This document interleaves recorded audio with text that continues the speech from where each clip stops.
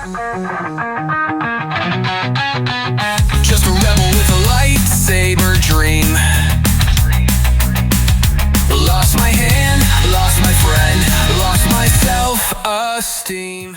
Hello there, and welcome to Tales from Peridia. Today we are joined by Mr. Moggerton himself, Jungle Jedi. If you guys don't know who this man is, what are you doing? Why are you not on Whatnot? This dude has fantastic chill streams, and I've met him twice now, and he is just an amazing human being. So I'm gonna shut the hell up, Jungle. How are you doing tonight? Oh, bro, I'm good, man. I appreciate you saying those things. Uh, that's pretty cool. Sometimes you get lost in the sauce and you don't know until people tell you, like, "Hey, dude, like, you know, you're a cool dude. I like being around you." So I thank you. That's awesome, man. Yeah, bro. I mean, just about everybody that I've met in the Star Wars community, from voice actors to prop makers to other content creators or sketch artists, just amazing people. Like 95% of them. Definitely. Yeah, it breeds a certain type of energy, doesn't it? Yeah, bro. And I Definitely. mean, eventually you just get to the point where you're like, you just want to be around the people that, support you and, reciprocate the support and kind of just build each other up. Don't be assholes, even though I'm Oh, an asshole 95% of the time. yeah, but you're like, at least the way that I've seen it is like it's all in good fun. You know what I mean? Like, you're not tearing people down. Like you are trying to like, you know, cultivate that community as well. And so to me, it's like, for example, it's like you come in every stream and you've made it a tradition to use this funny character from Acolyte that we kind of when we were making fun of this character. And was it, it's Magadana, right? Is that his actual name? I think it's just Mog. It's just Maga's first name, yeah. So one day Swooner was like, he was like, came into the chat and he was like, yo, you look like him, that looks like you. And I was like, no, no, no. And so then from then on, like, cause I made a big deal about it just because it was, that's how I am about typically I over dramatize things for fun. Like I just have fun with that. And so Bro, uh, that's what made it hilarious, and that's what right. made me start doing the different names with Mog incorporated into it, man. Yeah, so he comes in and he'll say, well, well, well, if it isn't whatever, example of one. Here, you gotta drop an example of one. Yeah, I'm just gonna reuse one. Princess Leia Morgana. Princess Leia Morgana, yeah. And so there, and he's done it with so many characters that you wouldn't imagine he'd be able to do. And you're just like, oh man, he did it again. And so like, so I always read them as soon as he comes in. I read them because they're funny, and it's become tradition, stream tradition now. So Yeah, I'm gonna have to start getting like a backup one because I'm starting to run out of characters. So it's like I'll yeah. type one in and I'm like, I'll say it out loud and I'm like, bro, that doesn't work. Like, what are you even trying here? And I'll have to come up with a completely new one. Dude. I think the best one that I was able to do was Captain Pelion. I don't know how I was able to do that, but I Yeah, managed to get it done. you got it done. Well, it takes some creativity and some thought and energy. And you if you don't understand, like, he's doing this isn't like once a week. This is every day. I stream like 5 days a week, sometimes 6 days a week, and he's coming up with one of these every day. It's funny, dude. It's so funny. I don't know what you're gonna do. You're gonna have to start pulling clones. You're gonna have to start digging deep into the lore because Bro, you're gonna be I running have out. like I looked up freaking Harrison Dula's mother's name for that one that I did the other day. I was like, bro, that is perfect. Like that rolls right off the tongue. It was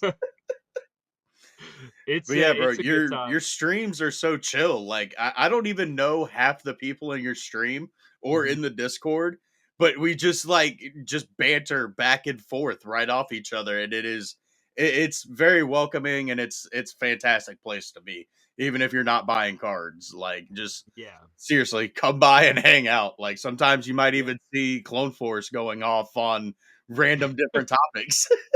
I Totally. love that Totally. guy, Sometimes by himself. And it's just to see what, like, he'll just be going, and then somebody will chime in, or I'll chime in, but sometimes he'll be off on a tangent. But yeah, I think one of the cool things about that community is that I've built that around just authentically being me during the streams. And I don't I plan a certain amount, right? But generally, once I go live and we're doing whatever it is that I'm doing for the day, in terms of like running a break, or if I'm just doing a pull box, or if I'm doing pack outs, usually I run a break. Almost like every stream I'm running some type of break. But like last night I ran out of product because on the day before that, people came in and just like blew everything I had apart. Like we went through two cases in a single stream. bro. God Um, bless.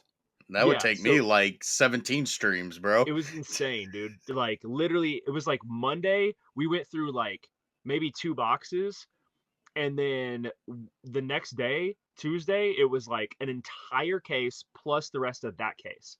So it was nuts. Um, And so then Wednesday, I was like, well, I have nothing except for a pull box. I had a fresh pull box. And so I just was like, well, I'll just hang out for, 3 or 4 hours, and we'll just have this pull box. And it was a blast, dude. Like, it was so fun just to hang out. And yeah, so I think when you're filling breaks, it leaves a lot of room for you to have conversations with people, and for people to come in, hang out. And it's interesting because it's already gotten to a point where people are coming in and like, they they come in and it's an escape for them, I want it to be like that. I want it to be a place that like people can come. Obviously, I have to pay the bills. Like, my stream is like my main job, and is our sole source of household income right now. But it needs to be both, right? It needs to pay the bills, and it also needs to be a place for people to come and feel like they can escape, and have conversations about Star Wars, and other things, and music, and we talk about a lot of different things often. So yeah, I think it's cool to hear the outside perspective on that, because I'm like, wow, this happened, like this is still happening, and it's exactly what I wanted. Hell yeah, man. I think my favorite type of stream that I've seen you do is, I think you were out at Celebration and it was just a sketch stream. It was like you literally just went live and you were drawing, I think it was old Kenobi Yeah, from Rebels, and yeah, it was just a chill stream, bro. That's all it was. yeah. That's cool that you say that, because yeah, so backstory, I was in like an old style hotel in Japan at Mount Fuji when I did that stream. So like literally like right outside our doors was Mount Fuji. Like, we were at the Bro, base. that's I'm so jealous of everybody that got to go to Japan, whether it be for Yeah, celebration or just to go to Japan. to Like, go, yeah. I would oh, definitely recommend set your sights like out in the future and start planning for it. We started planning our Japan trip when 23 celebration wrapped. I was watching the streams for in Europe. I wasn't in Europe, I was here, but I was watching the streams, and I was super jazzed and was like, I got to go to Star Wars Celebration. And I was like, this is my wife. I was like, uh, they're about to announce the next location. Like, where do you think it's gonna be? She's like, I don't know. She's like, I hope it's somewhere cool. And they announced Japan, and I was like, whoa, that's so cool. And then I immediately got kind of bummed, because I was like, oh man, that's like, I don't think I'm gonna be able to do that. You know what I mean? Like, I would really want to go, and like I instantly like put myself in like doubt land, and was like, okay, that's really cool, but I'm not going. And my wife immediately was like, "Well, we should go." And I was like, "What are you talking about? Like, you want to actually try to go?" And she goes, "Yeah, it's Japan. We should go." I've never been to Japan. She loves traveling. She loves going to new countries. She's been to like, I don't know, 20 different countries or something. She's wild. She was like, before we were dating, like long ago, her and her sister would like go to Europe, fly to Europe, and like jump between countries and just like be like, let's go over here and let's go over here. And so she's like that. She's an adventurous like world traveler. And she's like, yeah, let's go. And I was like, okay, yeah, like, oh, dude, we're gonna go to Japan. I was like, this is crazy.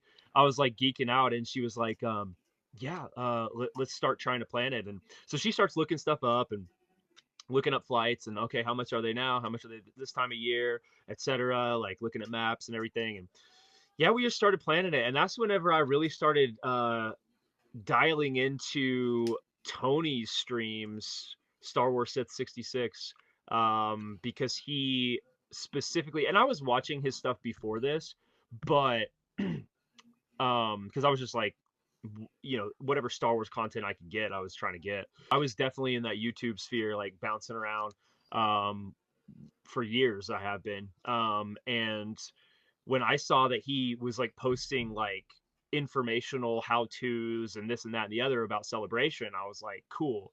And so then I reached out to him like right away in like 2023. Like he had just gotten back from Europe. And I was like, hey, my wife and I are planning this trip, like da da da. I had a couple questions for him. And that's when we first started talking. Um, that was in 2023. And then, yeah, of course, we plan. We, this was crazy. My wife gets pregnant and in the middle of us like planning that, and I was like, what are we gonna do? Because it was like she's not quite gonna be old enough to like leave her with my parents or her parents. Either we don't go or we take her with us. And we just were like, we have a saying in my little climbing group, because I'm a hardcore rock climber, but in my like group we have a saying. It's just barge it. You just like shake your head and you go, let's just barge it, dude. And it just means like put your head down and try anyway, even if it looks like you shouldn't be doing it. You know what I mean? Bro, that is me lately with just content creation in general. Cause Yeah. like I'm literally on the cusp of getting that first step for monetization. Like, bro, I can almost taste it, and I'm just like putting my head down Yeah. and just pumping out content. Like I've Yeah. got like 6 videos already written that I just need to record and edit, and it's insane. Like Yeah. I'm not exactly ready to take that full step like Commander Jesse, because that guy is insane. I would like to continue Right. getting money in my pocket every week. Me, me too. Yeah, I don't know what his situation was or is, but like I'll tell you how I made the jump to Whatnot. I had a full-time job. So this kind of ties into the whole Japan things. Like at the beginning of this year, my wife was like, "Okay, whatever money you can make extra on the side, like whatever side hustle money, like that's your spending money in Japan." And I was like, "Cool." So I started uh I was already on Whatnot because of Tony. And I have been a card collector and a Star Wars collector for a long time. But I haven't been collecting Star Wars cards since like the year 2000. And because that's That's when I whenever was born. yeah. Well, you see the grays in my beard there, Sonny. Uh, yeah, well, I was 10 years old, I was 9 years old when Phantom Menace came out, and or about to turn 9. And so when the cards came out, I was collecting like as a 9 and 10-year-old, I was collecting the TCG, the Young Jedi Adventures TCG, which I actually I've run some through my stream and I've given them away recently. But that was like my first Star Wars card collecting. But anyway, so Tony like was like, "Oh, I'm over on Whatnot." So I actually was on Tony's first stream. on Whatnot, and I bought cards from him and was like, "Oh, dude, Galaxy is sick." So that's whenever that got me hooked. I also really have always, not always, well, pretty much always have liked Topps Chrome. Anything Chrome, because I've been collecting Topps Chrome basketball and baseball for years since Chrome like first got established.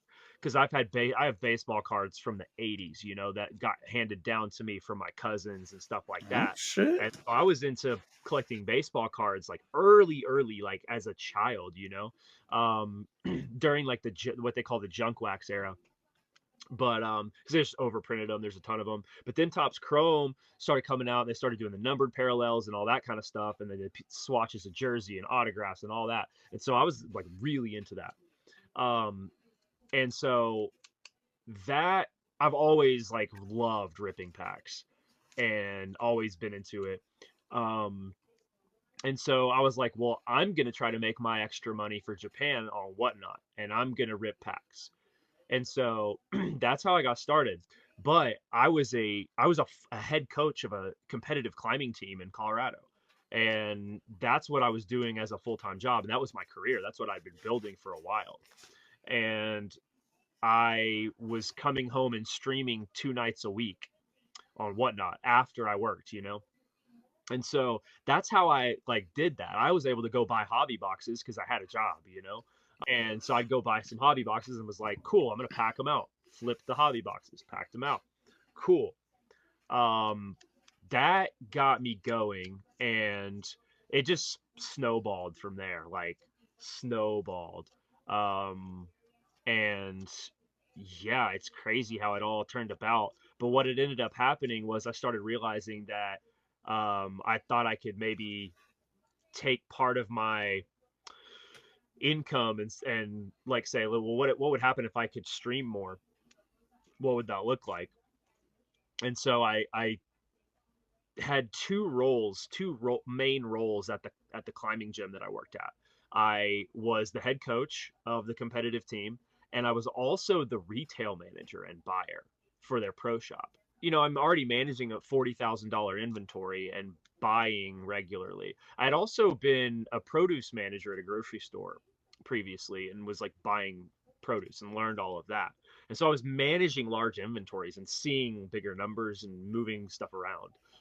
Even though it was of consequence to me, because it's like your boss could come in and be like, you're screwing up like with all this money, and like, but and yeah, and the grocery store was like, 6-figure inventory, and so I was able to kind of play with that amount of money and see how it would work for a while.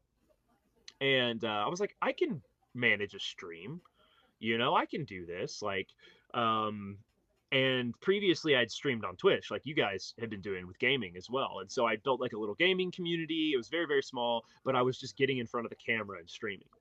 So, which like matters a lot, right? Like, so there's that. And then I'd done other interviews and been I worked for a production company where they shot me as talent a couple different times. And I've done countless interviews and podcasts and things like that in the climbing world.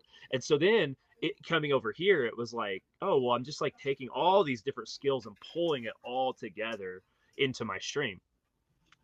And so, um, I realized like, okay, I can drop the retail aspect of my job at the gym. I'm gonna try to pass that off to somebody. Drop that so that I'm just coaching, and that frees up this extra time. I'll still have my paycheck here. It'll be smaller, but it'll be more focused, and then I can actually see if I can grow this. And I did, and it fit and it worked. And then it started getting to a point where I was comparing the wages against, because I was split down the middle, whatnot part time, coaching part time, and the coaching stuff gets really draining because you're constantly coaching kids. You have a team of coaches that you're coaching and teaching and setting up for success, and you all have to be on the same page. And then you've got all these parents, this like massive, I mean, we had 40 kids on our team. That's, That's more A kids than lot I of ever want to see in a lifetime. community of like 150 people. You know what I mean? Yeah, bro, that's insane. I don't And know how they do it. Like I did that. props Yeah. to coaches, bro. Like Yeah. seriously, like Yeah. Coaching's hard. Like, especially, and then it's like, okay, then you have like these high expectations because you're a gym in Colorado and you're a team in Colorado, and it's one of the major climbing, like, it's like the climbing capital of the world, kind of, you know what I mean? Like, so yeah, you're getting a lot of pressure. It's like the biggest climbing centers, like, in the US are like Salt Lake City, Boulder, Colorado, and I don't know, like, kind of LA, really, like that, like just the West Coast in general. Well, Seattle as well. Those are like some of the big, but like Boulder, Fort Collins, like Denver, like that whole line, Colorado Springs, oh, that whole line is like stacked and loaded, like with great teams, great coaches, world class climbers, world class gyms. And so everybody knows you. They're like, oh, who's the head coach over there? Oh, it's so and so. Cool. So like people over here know, oh yeah, like this dude's the head coach. Cool. Well, what kind of kids are coming out of that gym? Like what kind of things are happening over? It's always like, so there's a lot of pressure. There's a lot of pressure, and like from the outside, from the closed circles, like you're getting it all the time, and and then of course like the gym ownership and management all plays into like your experience as a coach working in the gym too. And so I had done it for a long time, and it got to a point where I was just like, dude, like things happen that don't make any sense, that you're just like, I don't have to put up with some of this anymore. So yeah, so that's that's why I say, like, just to encourage you, like, you're making the right decision by continuing to, you don't want to get out of the boat too quick. yeah. You want to make, like, I took it all the way to the brink and then was like trying to hold on to it. Like I was like trying to take it as far as it would go before I jumped the ship.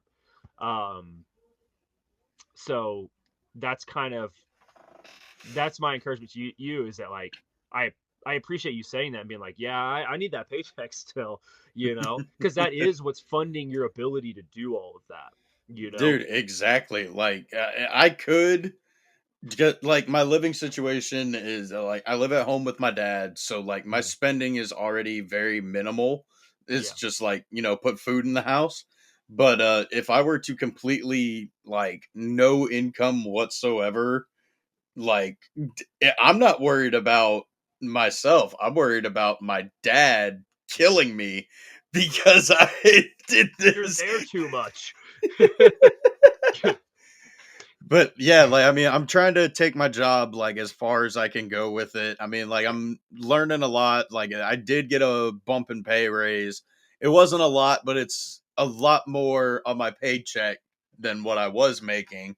Yeah. And it's like I don't have to, I'm making enough now to where I don't have to go in as early or stay as late. And because I would go to work like before the sun came up and get home when the sun was already down. And it's like, all right, there's my whole day.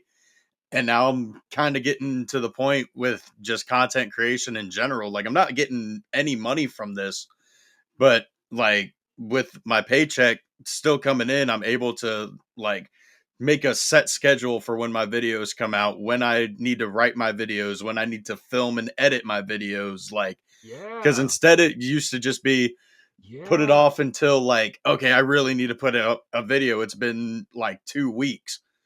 It's not how it's not how you grow this stuff, bro. Like No. it is a second job. Like it is a It is. literal everyday, like you have to be working on it type of Yeah. deal in order for it to work out. 100%. Yeah, and I love that you're saying that because you have to, having the other job teaches you how to structure your life in a way that sets you up for success with that. And then you go, okay, now it's like once you get this to a certain point, because they have to both be happening, it'll get heavy enough to where you have to remove this and this kind of settles, right? So, but it has to get heavy enough, and it has to be supported while it's still trying to get its legs, and uh, teaching you, I think, is the big part of it. Even more so than the financial component, is that you're having to learn how to be consistent and create content in your way, and to do it um, with discipline. That's the hard part, really. Like, um, that was the cool thing about it for me. It was like I only had two different time periods during the week when I could stream. So it was like, well, here they are. And then I just was like clockwork, and I came in every time. And I had to have I'm goofy. I have to have like good incentive, more than just money. I have to have more than money as an incentive for me to work hard. Um there For me, it's like there's so much value in other things, like going to Japan and being able to actually experience what I wanted to experience. And that's why I wanted the money. I wanted the money because I wanted to meet Hayden Christensen. You know, I wanted the money because I wanted to buy cards and rip celebration exclusive tops cards in Japan with my friends. That was like a huge motivation for me. I wanted that experience. So I hustled the money to gain the experience. It was like, Dude, that's exactly where I'm at. Like, I'm just mhm, hustling money because, like, I want to go to MegaCon in Orlando with Clone Force and yep, hopefully do another fan panel and hang out with everybody there. I want to go to ICCC and Rebel Scum Con and, chill with everybody. yep, Unfortunately, YouTube doesn't really pay that well, even when you are monetized, because even when you are monetized, you still have to every day type. Like, you can't just go months without posting anything. no, But con- it's you have to be constantly posting stuff. it, Yeah, exactly, dude. I mean, I that's go to why I'm work. not that's why I'm not a YouTube content creator, at least at the moment. You know what I mean? Um, because I'm also my other job, like, is I'm a stay-at-home dad when my wife is at nursing school. You know what I mean? Because she's going to school, and so I'm staying at home with our toddler. And that's a job. Like, that's a I can job. imagine, bro. Like, That's a real job. Yeah. you're kind of responsible for a tiny human's upbringing. You got to kind of keep them alive, bro. Yeah, That is bro. a And massive job, and they're sensitive. Like, ours is like, if you don't do stuff right, she's making big messes, and she's hurting herself and screaming and yelling for just being upset, like that things aren't the way she wants them. And she doesn't communicate. She's better at communicating now what she's wanting, but sometimes, like this morning, she like had a full on breakdown, and just like, I just had to let her spin out of control until she was sick of throwing a fit. Like, and it sucks. You don't want to hear that. I'm yeah, trying to enjoy no. my coffee in the morning. And it's like I was up late working on art. Like, literally, I'm burning the candle from both ends, because like I got off stream, I went upstairs, talked to my wife, ate some food, came right back down here and worked on art, and then packed orders. By the time I realized what was going on, it was 3 a.m. You know, 3 a.m. And I'm like, shoot. So I go up, shower, go lay in bed, and then picks me up 5 hours later. You know what I mean? Yeah, And I mean, I don't have the child or the wife living with me mhm, to deal with that, but like it's crazy, I've bro. the last like 4 days, bro, I'll be writing scripts for videos or something, or Hmm. editing a video, or just getting gameplay footage or recording videos, and then I'll look and it's like 4 o'clock in the morning. I'm like, I gotta be to work at 7:30, bro. Like this. It's No, that not sucks. fun, bro. Yeah, It is not fun, but it's yeah, where I'm truly happy. Like, yeah, I've been trying for this to happen since I was like 12, 13 years old. Just yeah. going out and filming skateboarding with a couple of my homeboys. I was like, Cool. like that's just where I'm happiest, is Yeah, behind a camera and, just producing content. It's yeah, dude. That's so cool, man. I didn't know that you did that. I mean, I grew up, of course, with like street skating, like exploding. You yeah, bro. know, Like, Yeah, I skated for sure. I still have, dude, I have like 5 boards hanging up here in the house. I snowboard. And so that resonates with me a lot. I grew up watching skate videos. I still watch skate videos. And I Bro, shoot. this is how into it that me and my buddies were. Like, we were trying to just keep the early 2000s and 90s style of filming alive. So we had VX 1000s, 2000s, 20, anything that took a mini DV tape, Yep. we were using it, bro, because Cool. it was Yeah. just that was the shit back then. And it still Ah, is, man. Like, I love the 4K and all that, but totally. there there's something about the old style of filming that it, Yeah. it just stands out and it's amazing. One of my favorite climbing films, and this is kind of like right as the era was kind of getting. This is early 2000s, I guess. What year would have this been? Yeah, it's probably what you're thinking of. But Baker 3. Dude, Baker Baker Baker 3 is 3. that is the shit, man. It's like one of my favorite like films of all time. Like just Bro, movies Baker in 3, general, cheese like and crackers, like all those it's so good shit, good. bro. Oh my It's god. so good, dude. I love that film. Yeah, we'll have to watch that sometime, bro, together. We have to. Dude, I'm so down. I Yeah. bet that's a shock to a lot of my audience. Yeah, I'm a lot more than just talking about Star Wars.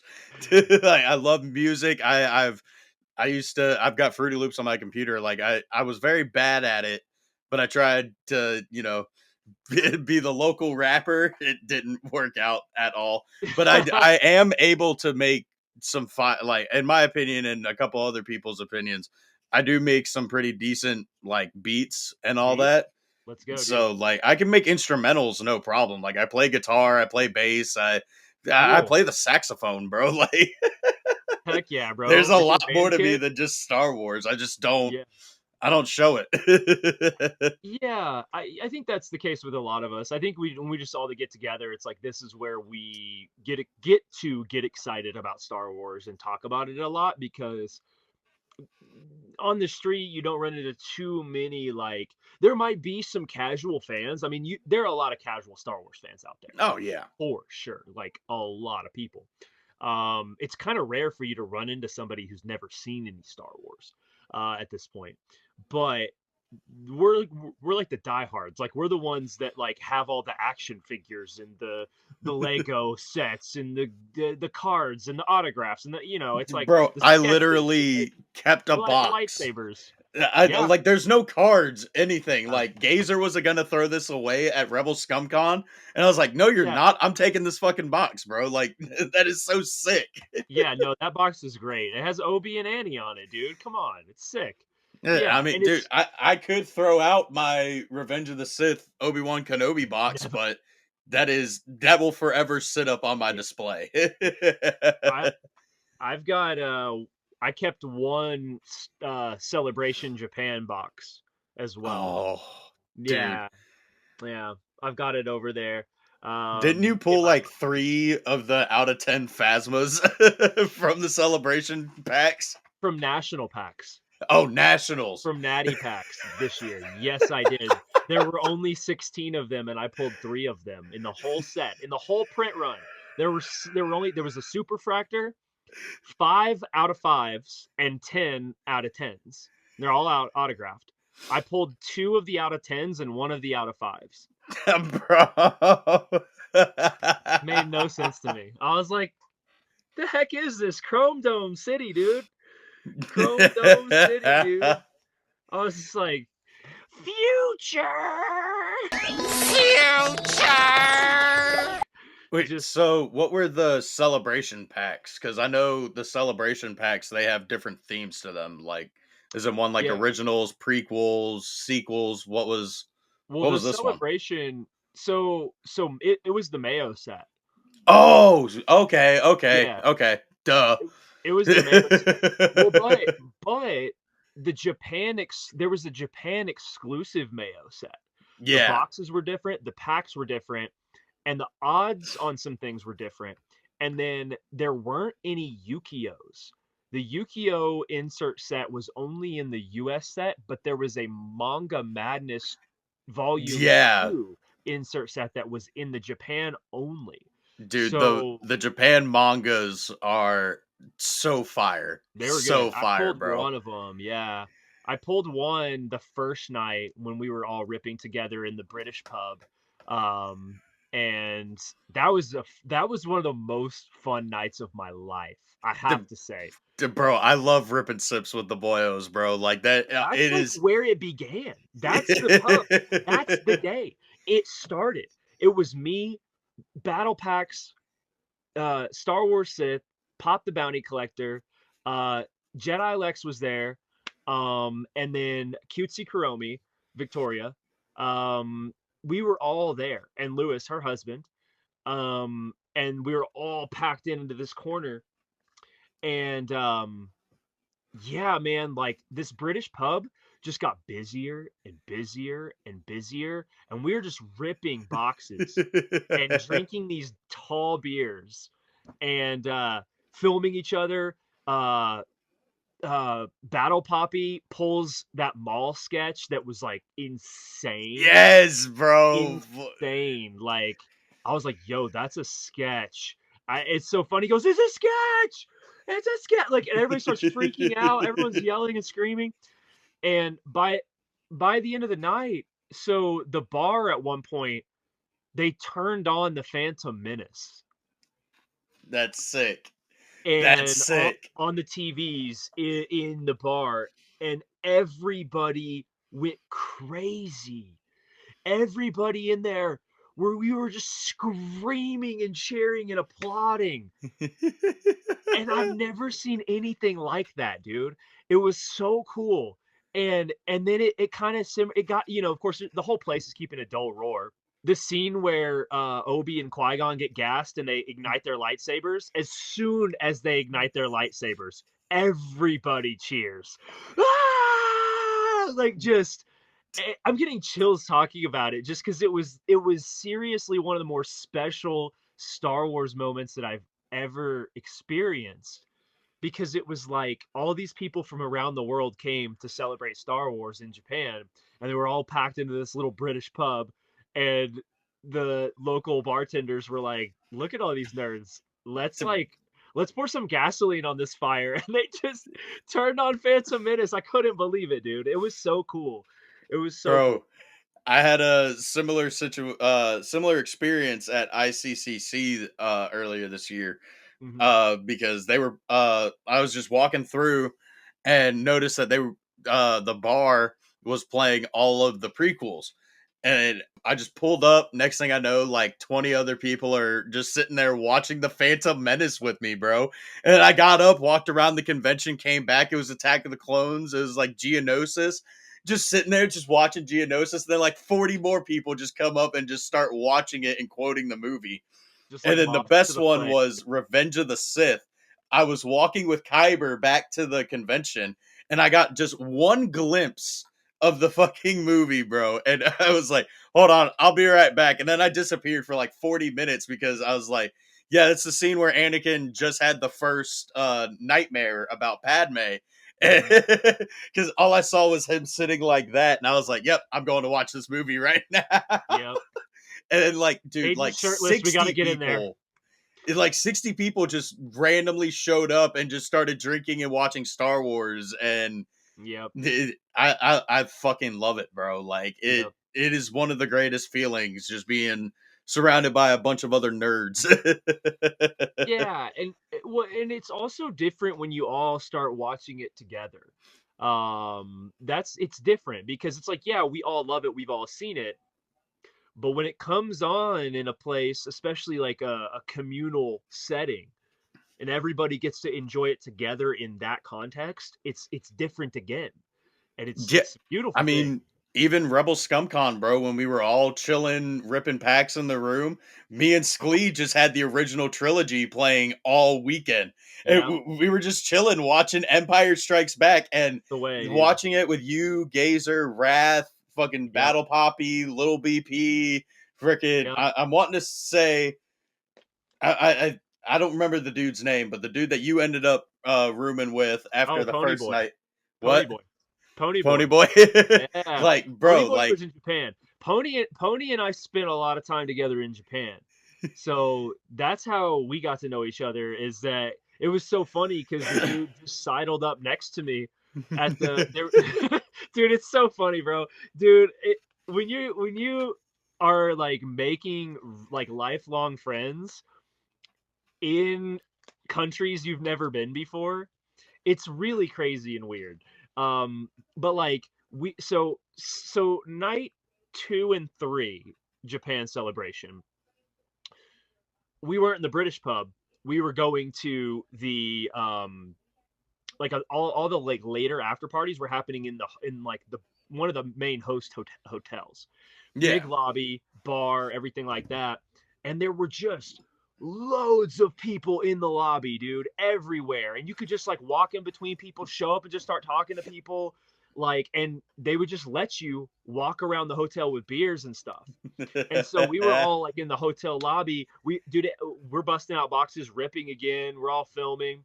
And Pony Boy just he's kind of out of nowhere. He's like, oh, these are the card heads. And he just starts hanging out with us and we just start kicking it.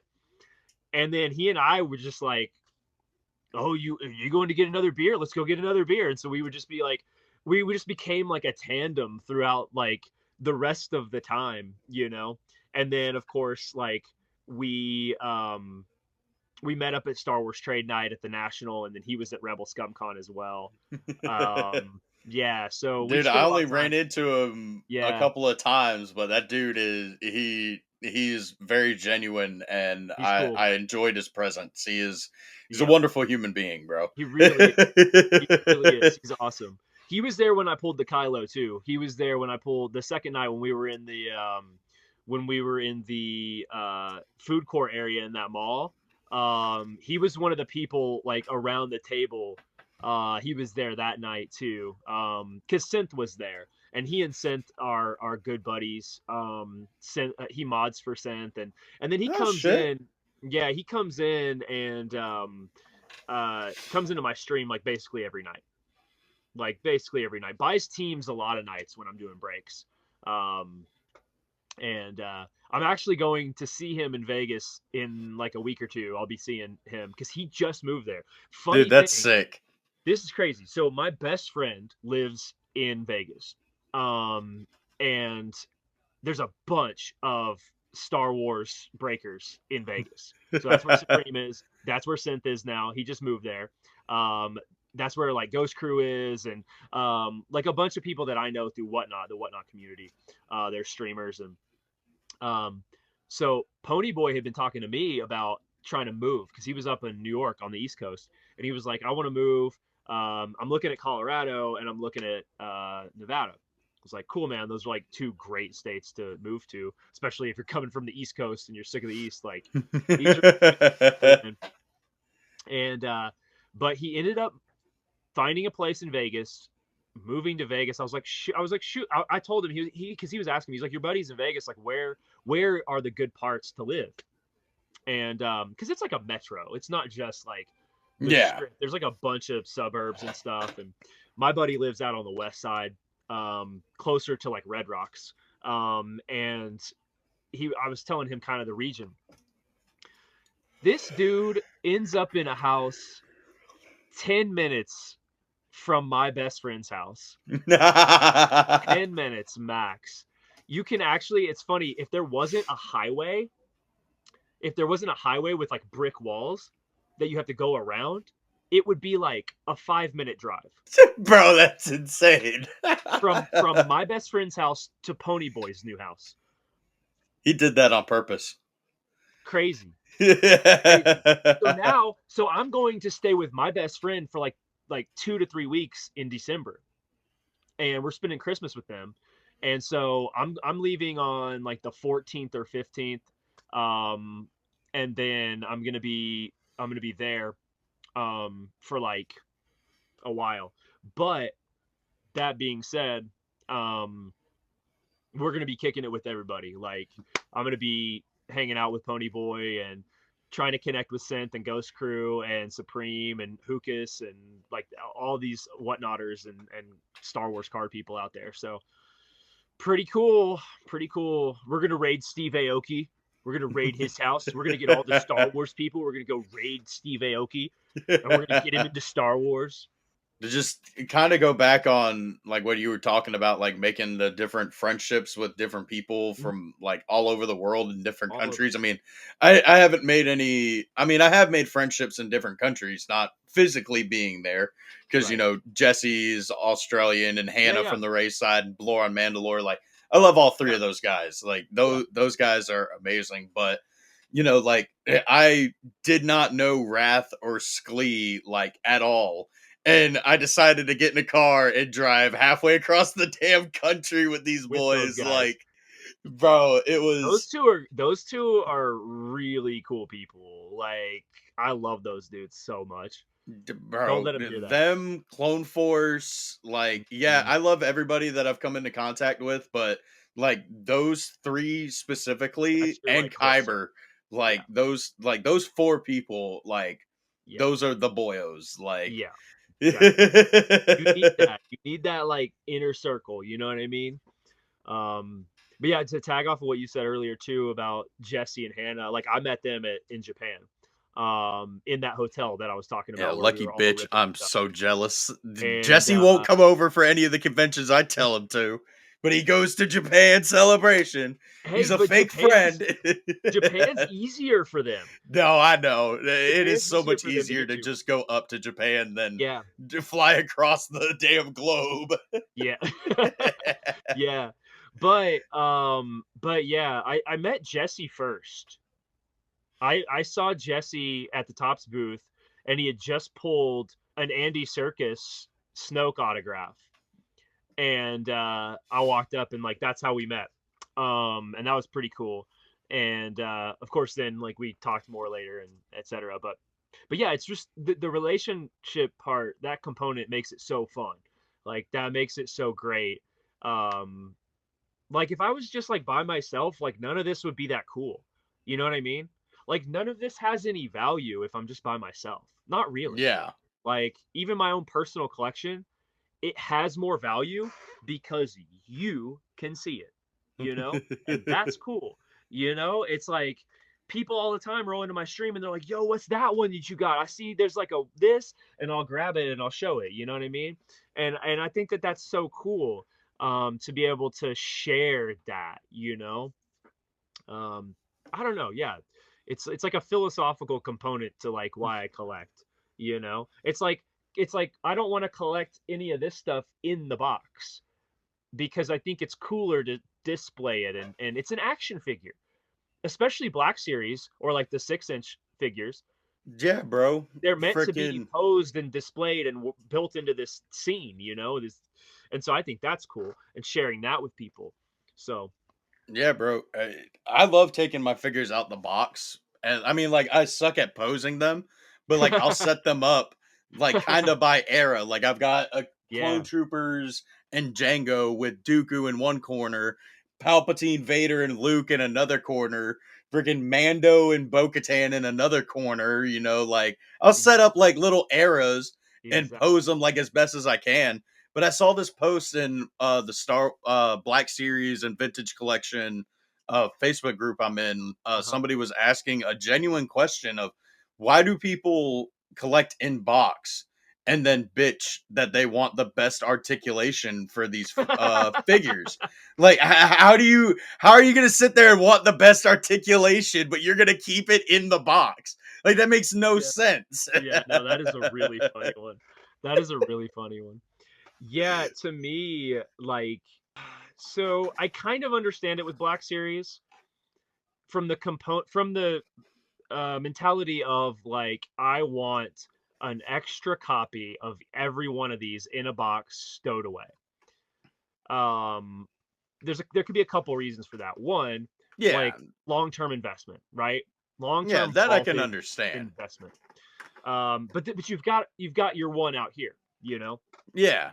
Um, I mean, this the is the only figure I have still in box, and that's the Toys R Us exclusive holographic Emperor Palpatine. So And that makes sense though.